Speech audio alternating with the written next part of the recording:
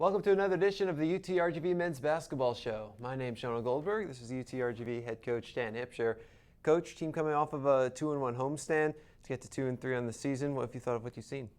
Well, two of the games we were really efficient offensively, and probably three of the halves we were efficient defensively, but we had a blip in there in between with Portland State on a Sunday afternoon. But other than that, I think we're seeing progress. I'm worried about our depth right now, Jonah.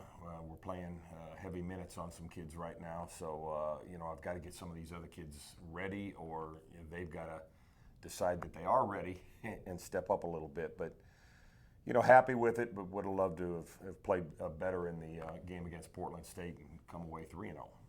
Well, you've seen your bench players in these three games when you talk about bringing on depth.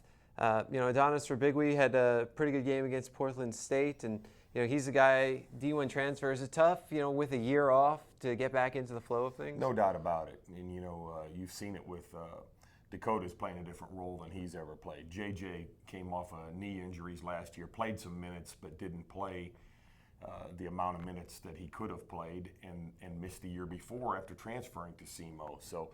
And then Adonis sits out, so it takes time to unfortunately, we're throwing him into the fire, and it's the same with Chris Equinebe. I need to get Chris more minutes, and I need to start getting him, because Chris is an active guy. He's strong, he's physical, and defensively I think he can do some good stuff in there for us. But at the same time, you're trying to win a couple games, Like last night, I wanted to re-sub, but we were playing so well in the second half. I mean, we held them to, I believe, 32% from the field in the second half, and we're scoring at the same time 47 points. So it isn't a time to be hunting guys' minutes, we had to get that game. And after digging a hole early, we made a huge turnaround. I think at one time, were we 12 down, or was our largest lead on here? 11. They're down 11. We were down 11 and win by 9, so there's a 20-point swing throughout the game. Most of that probably from about the 8-9 minute mark of the first half, and then we took it out as far as 12, I believe. Yeah, went up by 12 midway or late in the second half, had that 22-5 run in the middle of it all with a 12-0 run and a 10-0 run after going down by another 5 or 6 at that point. And, it would have been hard to get some guys like Rabigui and Equinebe minutes yesterday. The way, like you say, Kamasa, Hines, and Slaughter, they combined for 56 points, 16 assists, and just 3 turnovers. Yeah, and trying to add them up fast here, 23 for 43 from the field. Pretty strong there too, and it was impressive. And then you throw in with their points, we get 8, 16 assists and 3 turnovers out of those 3 guys. So they stepped up at the right time. It was a big game. They played a ton of zone, and our guys did a great job passing the ball. I'm still a little bothered that we had 13 turnovers against zone, all right? But we had 28 assists on 32 baskets, which is impressive, sharing the basketball, which we've got to get better at. We're still struggling a little bit. Like JJ gets in the middle of the lane, he's penetrating, and I keep talking to him about kicking out instead of trying to make those difficult interior passes to the bigs. Yeah. And when you talk about assists, Hines with 7, Slaughter with 8, those are huge numbers for them.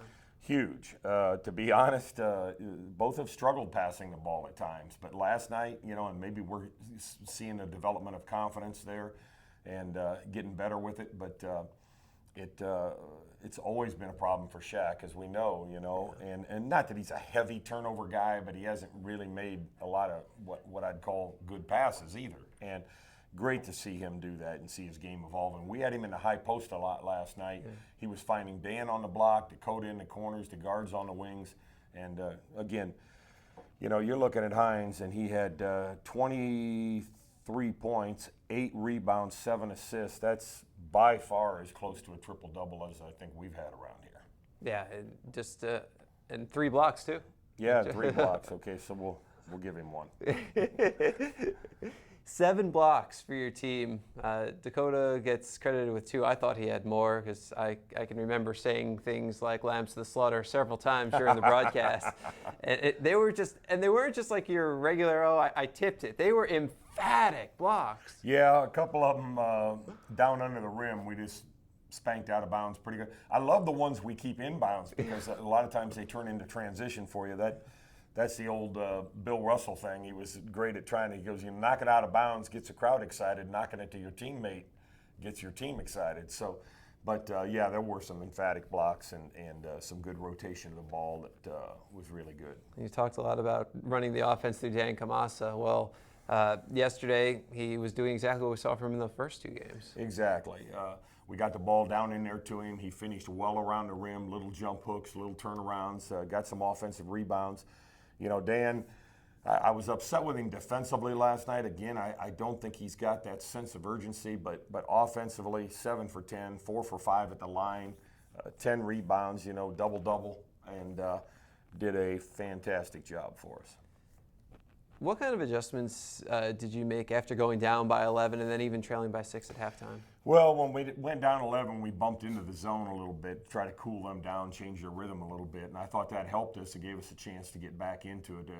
It went to 11, and then we got it back to 4-5, manageable, and then I think a couple minutes before the end of the half, we had it tied, and then we let it slip away again, but got ourselves back in the game where you're not trying to, you know, get to a double-digit lead. But in the scouting report, we told them, guys, don't be fooled by their percentages coming in. They had played a difficult schedule, and their best shooters had not shot the ball well. Well, we were just laughing about it before the show. You know, they hadn't made free throws. They made 6 of their first 7. They had made 3-pointers. I think they made 4 of their first 5. Yeah. And, you know, you just got to weather the storm, but make sure also that you're contesting those shots the way they need to be contested. And I thought we did a better job. I'm going to give some credit to Fat Green. You know, he took number 2 in the second half, and he got 1 3 down. And I told Fat, look, I want him contested and guarded and denied, and Fat stayed with him and did a great job for us. Every time we look up, Green seems to be doing something right, whether it's on offense or defense. It's just amazing to see what he's doing as a freshman. Well, it is, and you know, I felt for him last night. One time I kind of jumped him early in the game because he was looking a little sad, you know, and that's what freshmen do. They want to play well, and when it doesn't, they tend to, you know, hang their head a little bit. And I said, look, man, you know, everything you've been, you got to just fight through it, keep going. I think he was 1 for 6 at one time and ended the game 5 for 11. So he got 4 of his next 5 down, and I think maybe all 4 of them, three of the 4 I think were threes. So that was huge for us to get some outside shooting and get him knocking those down. And a bunch of those came during that 22-5 run to turn around the game. So he was able to help propel you to the win. And you close out the homestand on a good note. You had your Thanksgiving on a good note, which I'm sure makes Thanksgiving much more fun tomorrow. No doubt about it. I told them, you know, they'd have had Thanksgiving dinner with Sue. I'd have probably been back in the bedroom watching film and mad. But I don't know that they'd have minded that, to be honest. But yeah, we'll have practice tomorrow late morning, and then come over to the house and eat. And it'll be a nice day. You know, it's something with student athletes and coaches. You don't always, you know, that people look at it and say, oh, you don't get to spend Thanksgiving with your family because you're in season. But really, you are. Different kind of family. Yeah. You know, I think last year we were in Utah and spent Thanksgiving together. And, you know, guys are playing in tournaments all around the country and the world, you know. And so many times, you're right, it's not with your family. Almost never, to be honest, Thanksgiving, unless kids live within an hour or 2 of campus. So with practice and games and everything going on, it's hard for them to get home. And even here, our kids from Dallas, Houston, Fort Worth, you know, they really can't get home. You know, it's 8-9 hour drive, and then you got practice and all the stuff going on. So it is. So they get their surrogate family.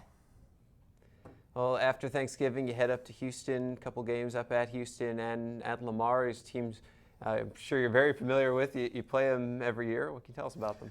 Well, Houston is 2-0. I don't know if they've played since the last stat I saw, with a couple impressive 100-point wins. Been playing a little lesser competition at home, but I don't know what they've got coming up here quick. But they've got Chicken Knowles inside. I know that. They've got Devontae Pollard, who I coached at Alabama, inside.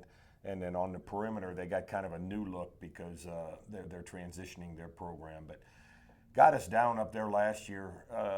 We really didn't play well. J.J. Gennari was sick, and Boga had a tough night.